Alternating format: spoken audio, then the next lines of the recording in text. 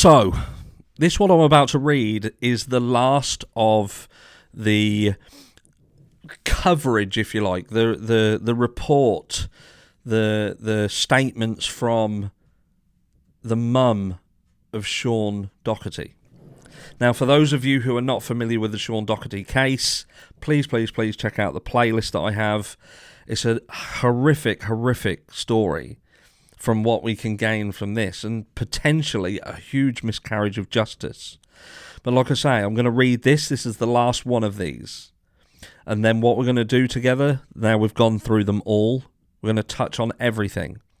And we're going to speak about what we can ascertain through the looking at these and see whether we feel that this was indeed a miscarriage of justice, or whether it was just a family struggling to come to terms with the truth, or is there something else? So this was called Silenced. It was the afternoon on the day after Sean had died. Nothing seemed to make sense. They couldn't figure out if any of this was even real. Before the investigator had left that day, they had advised Ramona and Jared against disclosing details of the incident to anyone. Rumours were flying, as the neighbours whispered about what had happened on Sandalwood Lane. Why wasn't this on the news? Concerned community members called the sheriff's office and were told that there was nothing to be afraid of. The sheriff's office sent out investigators to the high school to assure the staff that there was no threat to the community. An enormous amount of time and energy was directed towards controlling the narrative on the day after the death, rather than toward an investigation. So seemingly trying to make sure that people didn't think that there was potentially a murderer out there somewhere. The investigators had called Jared a few times that day to talk about the items that Sean was dressed in, and also about the bag that was found on his head. They explained that it was a silver grey bag with black shoey on it.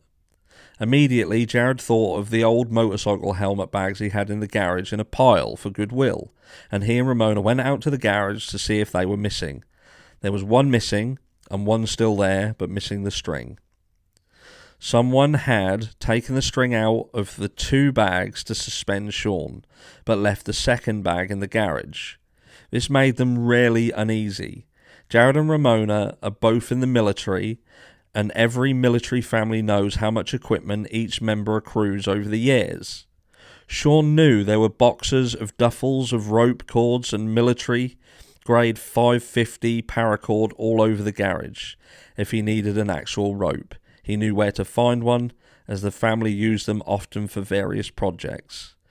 It seemed like someone literally opened the door to the garage in a rush and grabbed the first thing they could find.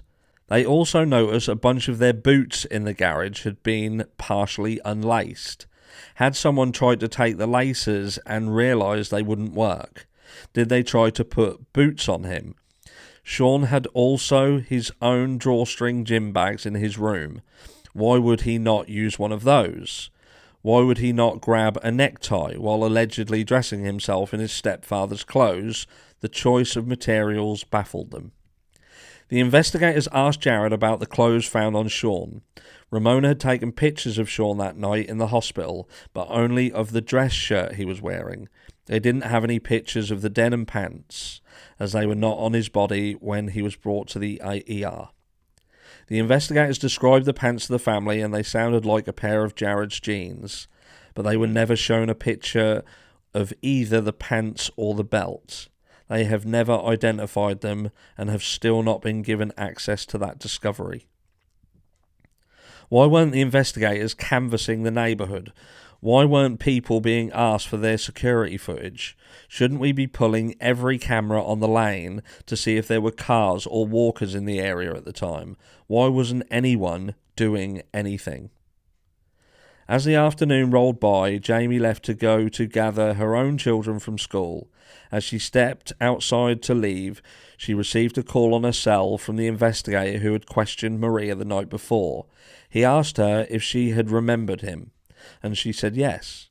He told her that this was an open investigation and that she was not to speak to anyone about the case.